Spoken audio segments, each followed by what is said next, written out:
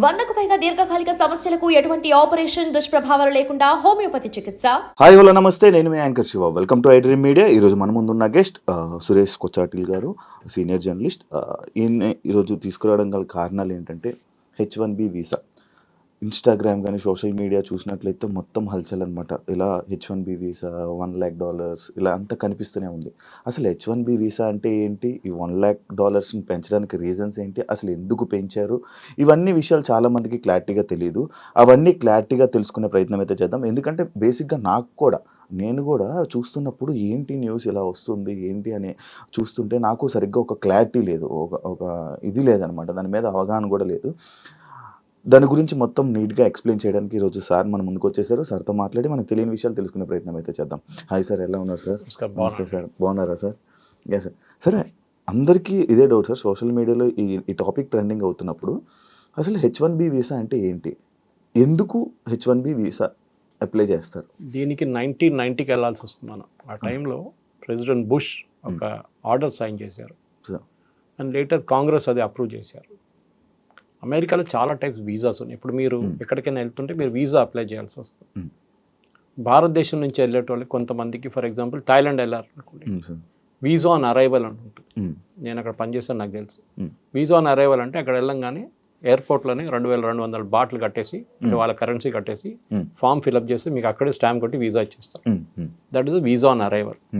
మిగతా కంట్రీస్కి ముందే వీసా అప్లై చేయాల్సి వస్తుంది. ఫర్ ఎగ్జాంపుల్ ఇప్పుడు దుబాయ్కి వెళ్తున్నాను అనుకోండి, యూఏకి వెళ్తాను, మీరు ముందే వీసా అప్లై చేయాల్సి వస్తుంది. ఇంకా ఎక్కడైనా మేజర్ కంట్రీస్, యూరోపియన్ కంట్రీస్. యూఎస్కి ఇంకా టఫ్, ఎందుకంటే మనోళ్ళు చాలా సంవత్సరాల నుంచి యూఎస్కి మన డాంకీ రూట్ అంటాం చూడండి. డాంకీ రూట్ ఒకటి ఉంటుంది, ఎట్లయినా అక్కడ చేరుకోవాలి. ఎస్పెషలీ పంజాబ్, గుజరాత్ అటువైపు నుంచి చాలామంది చనిపోయినా కానీ ప్రాబ్లం లేదు, కానీ యూఎస్కి వెళ్ళాలి నాకు. 40 లక్షలు 50 లక్షలు ఏజెంట్లకు ఇచ్చి వాడు ఎక్వెడార్ నుంచి కొలంబియా తీసుకెళ్ళి, కొలంబియా నుంచి మెక్సికో తీసుకొచ్చి, మెక్సికో నుంచి గోడ దొంకి అటువైపు యూఎస్కి వెళ్ళాలనుకుంటే అక్కడ వెళ్ళగానే వాడు మాయమైపోతాడు, క్రౌడ్లో చేరిపోతాడు. సో ఇప్పుడు దాకా యూఎస్ అడ్మినిస్ట్రేషన్ ఏంటంటే, మనం చూసుకుంటూ వస్తే బుష్ కానీ, క్లింటన్ కానీ, బైడెన్ అడ్మినిస్ట్రేషన్, వీళ్ళందరూ చాలా వీక్గా ఉన్నారు ఇమిగ్రేషన్ మీద. లక్షలాది మంది వస్తున్నారు, వచ్చి అక్కడ పనిచేస్తున్నారు. చాలామంది దగ్గర వీసాలు లేవు, వీసా అయిపోయిన వాళ్ళు ఎక్స్పైర్ అయిన కూడా ఉన్నారు. ఇప్పుడు యూరోప్లో కూడా అదే పరిస్థితి. యూకేలో చూస్తున్నారు, బోట్లో వచ్చి దిగుతున్నారు, వాళ్ళకి హోటల్ 5 స్టార్ హోటల్ ఇచ్చేస్తున్నారు, తిండి ఇచ్చేస్తున్నారు, నిద్రపోండి, మీకు 3000 పౌండ్లు ఇస్తారు నెలకు. ఏం కావాలి ఇంకా? సోమాలియా నుంచి, సూడాన్ నుంచి, ఆఫ్రికా నుంచి అందరూ వచ్చి అక్కడ పడుతున్నారు, ఆఫ్ఘనిస్తాన్ నుంచి కూడా. కానీ యూఎస్కి ఎందుకు వెళ్తారు? ఒకటి, అక్కడ వెళ్ళే ఒక ఆస్పిరేషన్ ఒకటి ఉంటుంది కొంతమందికి. ఒకటి ఎడ్యుకేషన్. మన దగ్గర నుంచి వెళ్ళే స్టూడెంట్స్లో, ఇది నేను చెప్పట్లేదు, మీరు డేటా తీసుకోవచ్చు.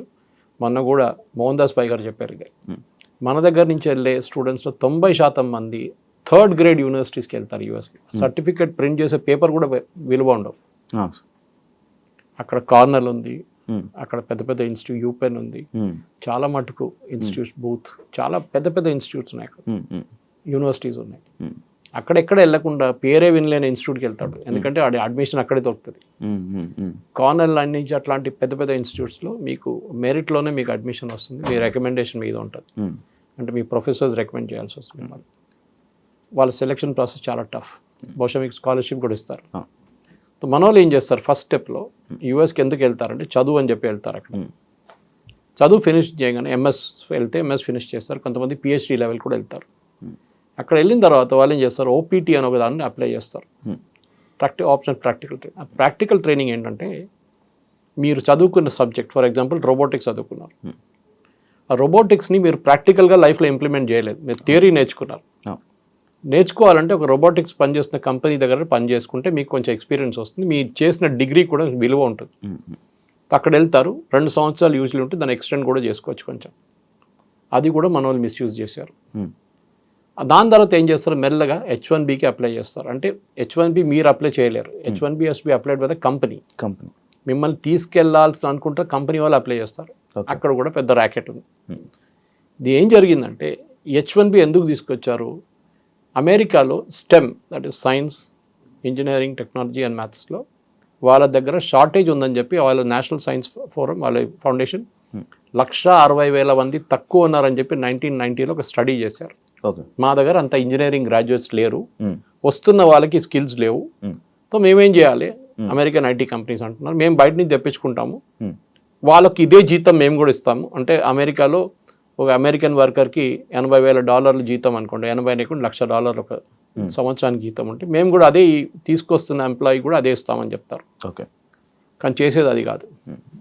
ఒకసారి తీసుకొచ్చిన తర్వాత ఆయనకి అది ఇచ్చే డాలర్ కన్నా హాఫ్ ద శాలరీ ఇస్తారు. వాడు వచ్చేసాడు కాదు, ఎక్కువ మాట్లాడలేడు. ఇప్పుడు ఏమనంటే నిన్ను పంపించేస్తా వాపస్ అంటాడు. ఆడు భయపడి పని చేస్తారు, అమ్మాయి ఉండని అబ్బాయి ఉండని. ఇది మిస్యూజ్ జరుగుతుంది, చాలా సంవత్సరాల నుంచి జరుగుతుంది. ఇప్పుడు ఇవాళ వచ్చిన న్యూస్ ప్రకారం ఫైర్ వాల్ అని చెప్పి ఒకటి లాంచ్ చేశారు యుఎస్. మేజర్ ఇన్వెస్టిగేషన్ స్టార్ట్ అవుతుంది నిన్నటి నుంచి. ఓకే. వాళ్ళ యుఎస్ లేబర్ డిపార్ట్మెంట్ ప్రతి వీసా, ప్రతి H1B కానీ మిగతా వీసాలు కూడా ఇష్యూ చేయడానికి వాళ్ళకి జీతం ఎంత, వాళ్ళు ఎప్పుడు వచ్చిండ్రు అని మొత్తం బయట హిస్టరీ జాగ్రఫీ అంతా బయట తీస్తున్నారు ఇప్పుడు. దీంతో బహుశా ఒక 50% ఇండియన్స్ పట్టుబడతారు. 100 ఒక మాయమైపోతారు, ఇప్పుడే మాయమైపోతారు చాలా మంది, ఎందుకంటే వాళ్ళందరూ గాయమైపోతారు అక్కడి నుంచి. అవును సార్. సార్ గత ఒక మూడు నెలల క్రితము లైక్ ఇదే స్టూడెంట్స్ లైక్ స్టూడెంట్ వీసా మీద వెళ్ళి వర్క్ చేస్తున్నారని చెప్పి అప్పుడు కూడా కొన్ని వెళ్ళి 47 మందిని పంపించేశారు. ఆ ఇష్యూస్ అవుతున్నాయి. దానివల్ల ఏమైనా ఎఫెక్ట్ ఏమైనా ఉందా సార్? అదే మిస్యూజ్ అండి. అంటే మీరు పని చేయడానికి మీకు లీగల్గా రూల్స్ ఉంటుంది. ఈవెన్ కెనడాలో మీకు ఉంది, ఆస్ట్రేలియాలో కూడా ఉంది. కెనడా ప్రాబ్లం ఏంటంటే పాపులేషన్ చాలా తక్కువ, వాళ్ళ దగ్గర పని చేయడానికి మనుషులు లేరు. ఓకే. వాళ్ళ దగ్గర న్యాచురల్, ఎందుకంటే కెనడాలో మీరు ఉండే పరిస్థితిలో కొన్ని స్టేట్సే ఉన్నాయి అనమాట, కొన్ని ఏరియాస్లోనే మీరు ఉండొచ్చు. మీతో అంతా చాలా హార్ష్ వెదర్, -30 -40కి వెళ్ళి అక్కడ ఉండలేరు. చైనాలో ఉన్న కెనడాలో ఉన్న కొన్ని సిటీస్లోనే అందరు ఉంటారు. వాళ్ళకి ఫామ్ ల్యాండ్ ఆపరేట్ చేయడానికి అంటే పెద్ద పెద్ద వందలాది ఏకర్ల ఎవరు లేరు నడిపారు. సో పంజాబ్ నుంచి చాలా మందిని తీసుకెళ్లారు. And they are hard working. వాళ్ళు వెళ్ళి మొత్తం దీని అంతా ట్రాక్టర్ పెట్టి అంతా సాఫ్ చేసి ప్రొడక్షన్ మొదలు పెట్టారు. నెక్స్ట్ వేవ్ ఎడ్యుకేషన్ కోసం వెళ్ళారు. యూఎస్ యూనివర్సిటీలో అడ్మిషన్ రాని వాళ్ళు కెనడాకి వెళ్ళారు. ఐడియా ఇస్ కెనడాలో ఉండి మెల్లగా యూఎస్కి దూరిపోదాం, ఎవడు పట్టుకోడు నన్ను. ఎందుకంటే Canada US border open border, అంత పెద్ద చెక్కింగ్ ఏం లేదు. ఓకే. ఓకే. మీరు ఈజీగా మాయమైపోవచ్చు. అక్కడ వెళ్ళి గాయపేసి మీరు సడన్గా యూఎస్లో కనిపిస్తారు నెక్స్ట్ డే. యూఎస్లో ఉన్న ఐస్ అంటే డిపార్ట్మెంట్ కూడా ఉంది, వాళ్ళ ఇమిగ్రేషన్ కస్టమ్స్ అండ్ ఎన్ఫోర్స్మెంట్. వాళ్ళు ఏం చేస్తారంటే చెక్ చేయాలని రూల్ వాళ్ళ దగ్గర ఉంది, కానీ ఇప్పుడు దాకా అది చేయలేదు. ట్రంప్ వచ్చిన తర్వాత ఇప్పుడు మీరు చూస్తున్నారు లాస్ ఏంజలీస్ కానివ్వండి, న్యూయార్క్ కానివ్వండి, వాషింగ్టన్ డీసీ కానీ రేట్ల మీద రేట్లు నడుస్తున్నాయి. రెస్టారెంట్లో పనిచేస్తున్న ఎంప్లాయీస్ని పట్టుకెళ్తున్నారు, పెట్రోల్ బంక్లో పనిచేస్తున్న పట్టుకెళ్తున్నారు. దాంట్లో చాలా మంది మనోళ్ళే ఉన్నారు తెలుగు స్పీకింగ్ స్టేట్స్ నుంచి. ఈ ప్రాబ్లం మీకు కేరళలో కనిపించదు. కేరళ నుంచి వచ్చే H1B మీద వెళ్ళే వర్కర్స్ అందరూ నర్సెస్. యూఎస్లో నర్సెస్ పెద్ద షార్టేజ్ ఉంది. ఓకే. యూరోప్లో కూడా ఉంది same problem. Okay. Second doctors కూడా తక్కువ ఉన్నారు వాళ్ళ దగ్గర. సో డాక్టర్స్ మన దగ్గర తీసుకెళ్తారు. కానీ దీని లాజిక్ ఏంటి? H1B అనగానే highly skilled worker, exceptional skill మీకు ఉందన్నమాట. ఏ ఫీల్డ్ అయినా మీ ఫీల్డ్ నుంచి. మన దేశంలో H1B అనగానే అందరు ఐటీతో ఈక్వేట్ చేస్తారు. కాదు, H1B is for all fields. మీరు ఒక great musician, great sound recordist, okay, లేకుంటే మీరు సైంటిస్ట్, మీరు ఆస్ట్రోఫిజిస్ట్, మిమ్మల్ని కూడా H1Bలో తీసుకెళ్తారు. అక్కడ ఉన్న యూనివర్సిటీస్ తీసుకెళ్ళచ్చు, అక్కడ ఉన్న కంపెనీలు తీసుకెళ్ళచ్చు. ఒక 10-15 సంవత్సరాల ముందు ఈ అకాడమిక్ వాళ్ళని H1B కోటా నుంచి తీసేశారు. అంటే H1Bకి ఫర్ ఎగ్జాంపుల్ 64,000 లేకుంటే 80,000 వీసాలు ఉన్నాయి అనుకుంటే ఒక సంవత్సరానికి లిమిట్ ఉంటుంది. అకాడమిక్ వాళ్ళని దాన్ని తీసేశారు, దాన్ని కలపలేదు, సపరేట్గా పెట్టుకున్నారు. వాళ్ళకి లిమిట్ లేదు. బికాస్ అకాడమిక్స్లో బెస్ట్ ప్రొఫెసర్స్ కావాలంటే మేము బయట నుంచి తెచ్చుకోవాలని మా దగ్గర లేరండి. రేపు ఫర్ ఎగ్జాంపుల్ అమెరికాలో ఒక సాంస్క్రిట్ సబ్జెక్ట్ నేర్పియాలి ఒక యూనివర్సిటీలో అంటే వాళ్ళు ఎక్కడి నుంచి తీసుకొస్తారు? సాంస్క్రిట్ ప్రొఫెసర్ భారతదేశం నుంచి తీసుకురావాలి కదా, ఇక్కడి నుంచి తీసుకొస్తారు. స్పానిష్ ప్రొఫెసర్ గారు వాళ్ళు సౌత్ అమెరికా నుంచి తీసుకొస్తారు. ఓకే. సో అదే కదా ద మెయిన్ ప్రాబ్లమ్ ఇస్ మన దగ్గర ఈ ఫస్ట్ అండర్స్టాండింగ్ లేదు. ఎస్పెషల్లీ తెలుగు స్పీకింగ్ స్టేట్స్లో H1B వీసా అనగానే as a matter of right అనుకుంటున్నారు వాళ్ళు. మా రైట్ అది, మా అధికారం, మాకు అది. ఇది ఎట్లయిపోయిందంటే మీరు రీప్లేస్ చేస్తున్న ఎవరిని అక్కడ. H1B is meant to replace an American worker. అమెరికాలో ఉన్న వాళ్ళ సిటిజన్ ఉద్యోగం నీకు ఇస్తున్నారు. ఎందుకు?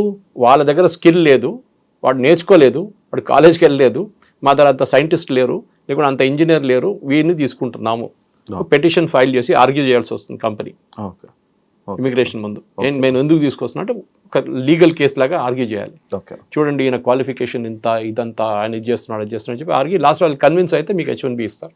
Okay sir. ఇప్పుడు H1B వీసా $1 lakh పెట్టడానికి రీజన్ ఏంటి సార్? దానివల్ల ఏమైనా ఇండియాకి ఏమైనా లాస్ ఉందా? ఇండియా అని కాదు, ఇప్పుడు ఇక్కడి నుంచి వెళ్ళే దాంట్లో 82% మంది ఇండియన్స్. ఓకే, అంటే 70 దాకా పెట్టుకోవచ్చు మనం, ఇంక్లూడింగ్ చైనీస్ ఇట్స్ 82 నా. చైనీస్ 12 ఉన్నారు, సో మనం 70% మన వాళ్ళే.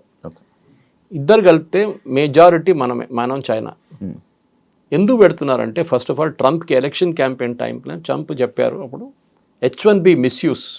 H1B వీసా కాదు, వీసా తీసేయలేదు, ఇంకా వీసా అక్కడనే ఉంది, తీయలేరు, ఎందుకంటే అది కాంగ్రెస్ అప్రూవల్ కావాలి దానికి, వాళ్ళ పార్లమెంట్లో. H1B ఉంది కానీ మిస్యూజ్ చేస్తున్నారు. సో దానికి నేను ఆ మిస్యూజ్ అరకట్టడానికి చేస్తున్నా ఈ పని. అంటే మీరు నిజంగా $1,00,000 కడితే మీరు బెస్ట్ ఎంప్లాయీనే తీసుకొస్తారు మీరు. ఇప్పుడు ఎట్లయిపోయిందండి, కోవిడ్ తర్వాత మనం ఎక్కడ కూర్చొని పని చేసుకోవచ్చు. అదొకటి పెద్ద లెసన్ కోవిడ్లో.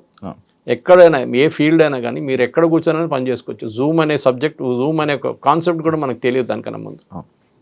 జూమ్ కాల్ అనగానే ఈవెన్ నార్మల్ వీడియో కాల్స్ ఇప్పుడు జూమ్ కాల్ అంటాం, స్ట్రీమ్ యార్డ్ వాళ్ళు కూడా జూమ్ కాల్ అంటారు. ఒకప్పుడు వీడియో కాల్స్ కోసం వాడేవాళ్ళు జూమ్ కాల్. ఇప్పుడు చూడండి అది ఎట్లా అయిపోయిందంటే పేపర్ చదవడం మానేశారు చాలా మంది కోవిడ్ టైంలో. దాని తర్వాత పేపర్ సర్క్యులేషన్ పడిపోయింది, 50% ఉంది ఇప్పుడు కూడా, ఇంప్రూవ్ కాలేదు, రికవర్ కాలేదు వాళ్ళు.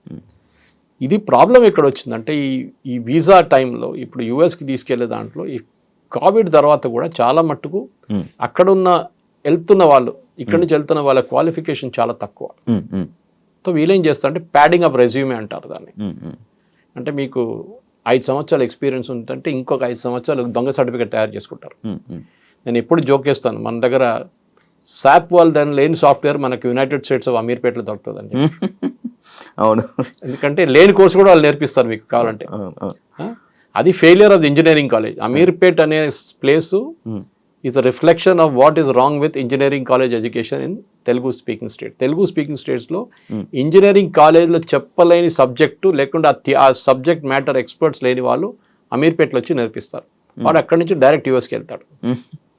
ఓకే, సో ఏమైందంటే ఈ స్కిల్ లెవెల్స్ మీకు ఇంప్రూవ్ చేయడానికి ప్యాడింగ్ అప్ రెజ్యూమేస్ చేస్తారు. అంటే 5 సంవత్సరాల ఎక్స్పీరియన్స్ ఉన్నవానికి 5 సంవత్సరాలు. నిన్ననే 3 రోజుల క్రితం హైదరాబాద్లో ఇమిగ్రేషన్లో ఎయిర్పోర్ట్లో కొన్ని పట్టుకున్నారు, యూకే పోతున్న అబ్బాయిని, ఇంజనీరు, బీటెక్ ఎంటెక్ అన్నీ చేసి 5 సంవత్సరాల ఎక్స్పీరియన్స్ తర్వాత వీసా కూడా వచ్చింది మనకి యూకే నుంచి. యూకేలో కన్సల్టెంట్ వీసా కూడా ఇష్యూ చేశారు. అక్కడ ఎయిర్పోర్ట్లో ఇమిగ్రేషన్ డౌటర్స్ చెక్ చేస్తే బీటెక్ సర్టిఫికేట్ దొంగతనం తెచ్చుకున్నాడు, ఎంటెక్ దొంగతనం తెచ్చుకున్నాడు, ఎక్స్పీరియన్స్ కూడా సార్. ఎయిర్పోర్ట్ ఇమిగ్రేషన్లో చెక్ చేస్తారా సార్? చెక్ చేస్తారు, డౌట్ ఉంటే చెక్ చేస్తాం, మీ బాడీ లాంగ్వేజ్ చూస్తే తెలిసిపోతుంది వాళ్ళకి. Okay okay. కానీ నా ప్రశ్న ఏంటంటే అది కాదు, ఈ కన్సులేట్ వాళ్ళు ఏం చేశారు? యూజువల్లీ ఏం చేస్తారంటే కన్సులేట్ ఇది ఇప్పుడు కాదు, 15 సంవత్సరాల ముందు మొదలు పెట్టారు, ఒక లింకేజ్ పెట్టుకున్నారు సాఫ్ట్వేర్. జేఎన్టీయూతోని అమెరికన్ కన్సులేట్, జేఎన్టీతోని బ్రిటిష్ కన్సులేట్, మేజర్ కన్సులేట్ అందరూ లింక్ పెట్టుకున్నారు, ఉస్మానియాతో మిగతా వాళ్ళు పెట్టుకుంటారు. వీళ్ళేం చేస్తారు, క్యాండిడేట్ వస్తాడు శ్రీనివాస్ కుమార్ పేరు కొట్టి 2012లో పాస్అవుట్ అయ్యాడని చెప్పి కొట్టంగానే వాళ్ళకి లిస్ట్ వస్తుంది ఎవరెవరు పాస్అవుట్ అయ్యారని. ఆ పేరు దాంట్లో కనిపించకపోతే దొంగ సర్టిఫికేట్. ఆ లింకేజ్ ఉంది, ఎందుకంటే సర్టిఫికేట్ తయారు చేయడం మన వాళ్ళు ఛాంపియన్స్ ఇండియన్స్, దాంట్లో స్పెషలీ మన దగ్గర ఉన్న ఇంకా పెద్ద ఛాంపియన్స్. మన దగ్గర ఎడ్యుకేషనల్ కన్సల్టెంట్స్ ఉంటారు, వాళ్ళు మీరు లేనిపోయిన బ్యాంక్ బ్యాలెన్స్ చూపిస్తారు, మీకు లేనిపోయిన సర్టిఫికేట్లు తయారు చేసిస్తారు, లేనిపోయిన ఎక్స్పీరియన్స్ చూపిస్తారు, కరెన్సీ చేసేస్తున్నారు. ఇది ఇప్పుడు అంతా కలిసి పడ్డది అక్కడ యూఎస్లో. ఈ ఫేక్ రెజ్యూమేస్ కానివ్వండి, మీరు ఎక్స్పీరియన్స్ ఇప్పుడు చూడండి, లేబర్ డిపార్ట్మెంట్ ఇంత స్ట్రిక్ట్గా ఇప్పుడు దాకా రాలేదు. మీరు చూసిన సినిమా ఏం లేదు ఇప్పుడు, అది చూసిన ట్రైలర్ ఇప్పుడు ఈ $1,00,000 ఇప్పుడు రాబోతుంది పెద్ద బాంబు.